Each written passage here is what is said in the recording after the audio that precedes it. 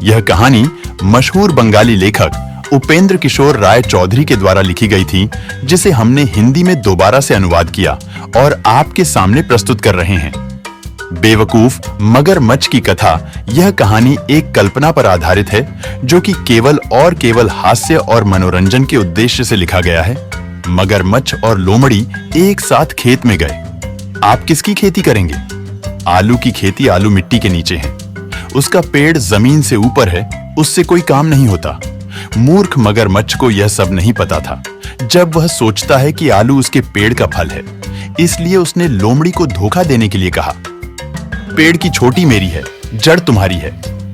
यह सुनकर लोमड़ी हंसी और बोली, अच्छा यही होगा। फिर जब आलू बड़े हो गए तो मगरमच्छ सारे पौधे काटकर अपने घर ले आया। इसमें एक भी आलू नहीं है। फिर उसने खेत में जाकर देखा तो लोमड़ी ने जमीन खोदकर सारे आलू निकाल लिए। जब मगरमच्छ ने सोचा, तो अब मैं मुसीबत में हूं। ठीक है, आपसे अगली बार मिलता हूं। अगली बार धान की खेती है। अब मगरमच्छ मन ही मन सोच रहा है, मैं किसी भी धोखे में नहीं आऊंगा। तो उसने लोमड़ी से वहीं पर ही कहा, भाई इस बार मैं पहले की दिशा नहीं लूंगा। इस बार मुझे शुरुआत की दिशा बतानी होगी। यह सुनकर लोमड़ी हंसी और बोली, अच्छा यही होगा। फिर जब धान पक गया तो लोमड़ी ने धान के साथ साथ पौधे का तना भी काट डाला। इस बार मगरमच्छ बहुत खुश है। उसने सोचा, जमीन खोदकर सारा चावल उठा लाऊंगा और माथा। जमीन खोदो तो कुछ नहीं मिलता, लाभ में तिनका मिला। तब मगरमच्छ बहुत चमकीला और लाल था और चिल्लाया, रुको छोटी लोमड़ी, मैं तुम्हें अभी देखूंगा। इस बार मैं तुम्हें नेतृत्व नहीं करने दूंगा, मैं सब आगा ले आऊंगा।